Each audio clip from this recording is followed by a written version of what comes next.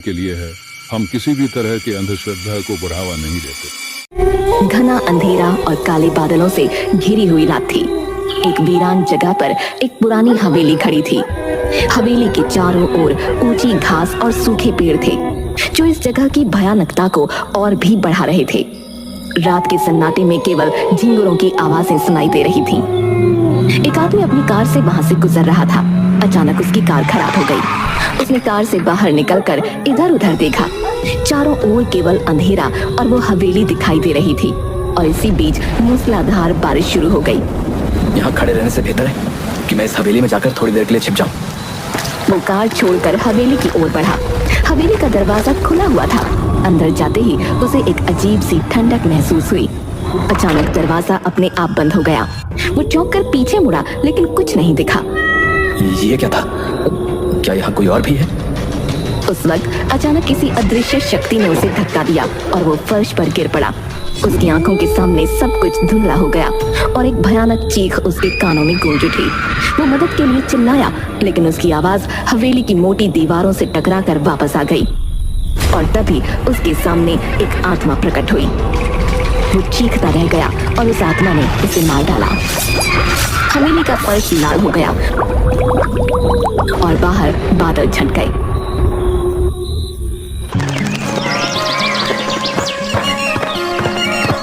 Happy birthday दादाजी। अब thank you मेरे बच्चे, हमेशा खुश रहे। जन्मदिन की शुभकामनाएं पिताजी।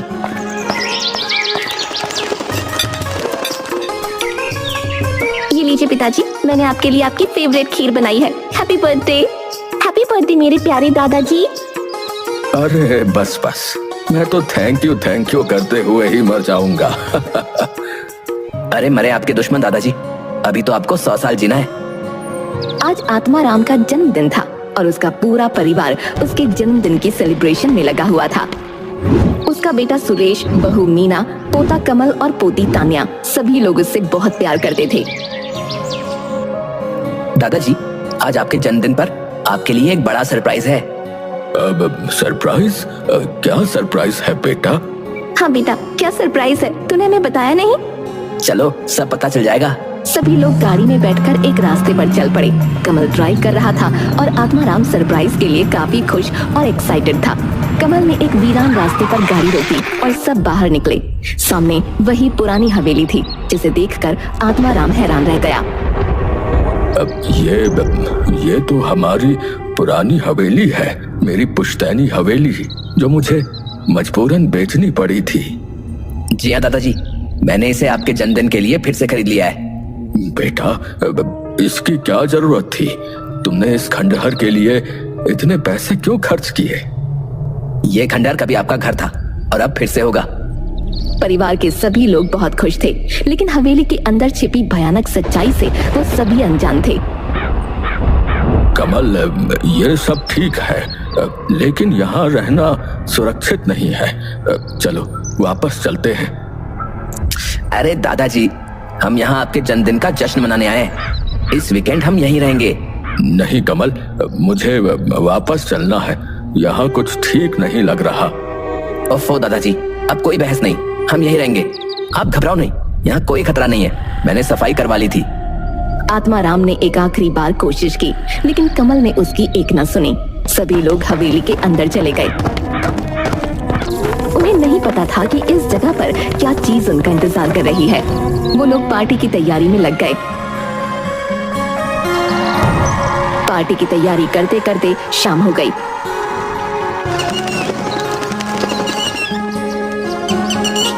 सामने केक रखा गया और उसमें मोमबत्तियां लगाई गईं। चलिए दादाजी, अब केक काटिए।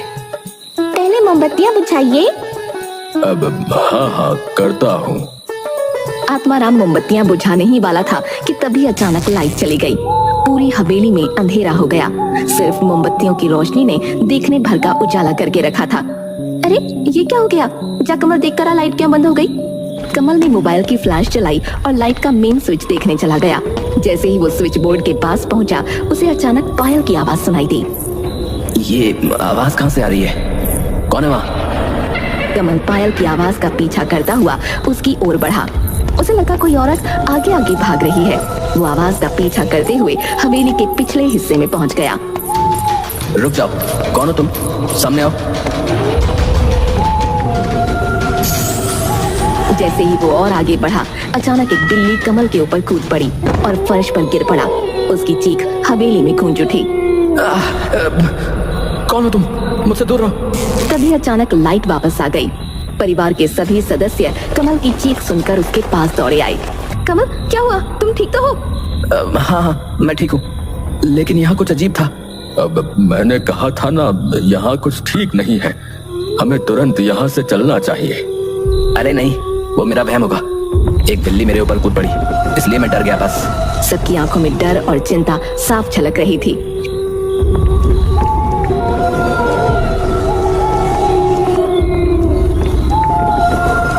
लेकिन कमल ने सबको वापस चलकर बर्थडे सेलिब्रेट करने के लिए मना लिया।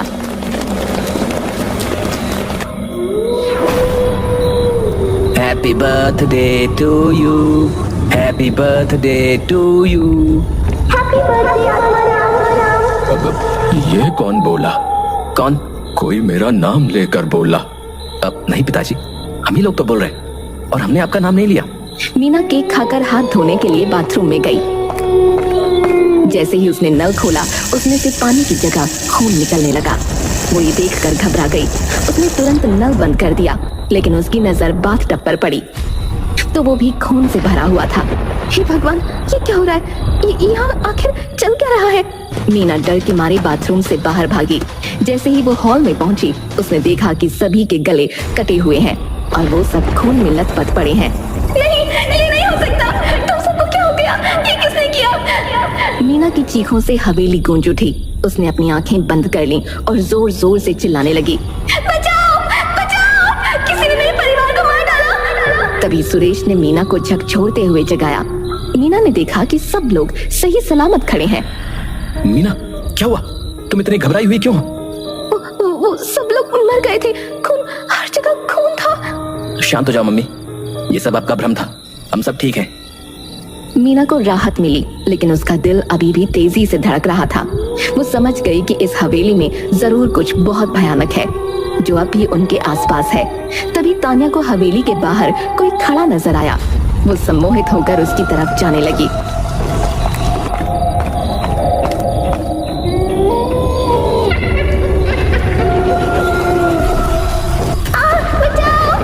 तान्या की चीख सुनकर पूरा परिवार उसकी तरफ दौड़ा।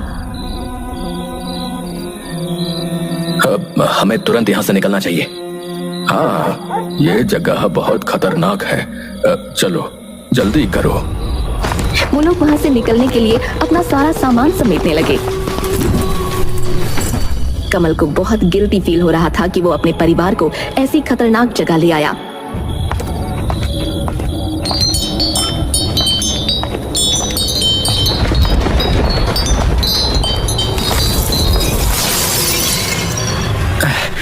आप ठीक तो हैं दादाजी? हाँ, मैं ठीक हूँ, पर ये झूमर अपने आप कैसे गिर पड़ा?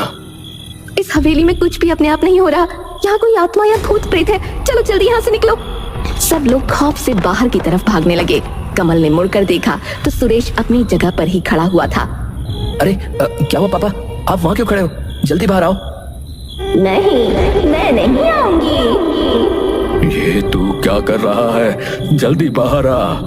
मैं तो बाहर नहीं आऊंगी, तो वापस अंदर आएगा आत्माराम। आप ये क्या बोल रहे हैं? और आपकी आवाज को क्या हो गया है? क्या बात आत्माराम, तूने अपने परिवार को कुछ बताया नहीं? तू जो भी है, मेरे बेटे को छोड़ दे। जो भी है, तुम तो ऐसे बोल रहे हो आत्माराम जैसे मुझे जानते ही नहीं। कमल, ये तुम्हारा बाप ऐसे नहीं मानेगा। उसे खींच कर बाहर लाओ। कमल सुरेश के पास पहुंचता है और उसका हाथ पकड़कर खींचने लगता है, पर तभी सुरेश अपने दूसरे हाथ से कमल को धक्का देता है और वो दूर जाकर दीवार से टकराता है। अगर तुम सबको अपनी सलामती चाहिए तो वापस अंदर आ जाओ, वरना तुम्हें पता नहीं है कि मैं क्या क्या कर सकती हूँ इस आदमी के साथ। देखना चाहते हो तो देखो। ये कहकर सुरेश ने पास में पड़ा हुआ चाकू उठाया और अपने आप को मारने लगा। ये सब देखकर वो लोग घबरा गए। भगवान करे तुझे कभी मुक्ति ना मिले और तू ऐसे ही भटकती रहे। मेरे पापा को छोड़ दे, तू जो भी है। अब तुम कौन हो? तुम्हें आखिर चाहिए क्या? तुम जो कहोगी हम वो करेंगे, बस मेरे पापा को छोड़ दो। अच्छा ऐसी बात है तो आत्माराम, ये शुभ काम तुम खुद करोगे? सच बताओ और मुझे मेरा बदला दो। सच बताओ और मुझे न्याय दो। ये तुम बार बार मेरे दादाजी से क्यों बोल रही हो? क्योंकि जो तुम भुगत रहे हो वो इन्हीं का किया धरा है। अब मुझे माफ कर दो। तुम्हारे लिए कोई माफी नहीं है, सिर्फ सजा है और सजा से पहले सच है। सच से बेहतर है कि मैं मर ही जाऊं। ठीक है, अगर तुमने अपने मुंह से सच नहीं बोला तो तुमसे पहले ये तुम्हारा बेटा मरेगा। रुको, मैं सब बताता हूँ। कि जब वो 19 साल का था तब उसने इस हवेली में काम करने वाली एक मुन्नी नाम की नौकरानी के साथ दुष्कर्म किया था और वो किसी को कुछ ना बता दे, इसलिए उसका कत्ल करके इसी हॉल में दफना दिया था। तब से इस हवेली में कोई नहीं रह पाया, क्योंकि मुन्नी की प्यासी आत्मा इस हवेली में भटक रही है। वो न्याय चाहती है, वो बदला चाहती है। दादाजी आपने मैंने सच बता दिया है मुन्नी, अब मुझे मार डालो, मैं इस शर्मिंदगी के साथ जिंदा नहीं रह सकता। आत्माराम का इतना कहना था कि मुन्नी की वो प्यासी आत्मा सुरेश के अंदर से निकली और आत्माराम में प्रवेश कर गई।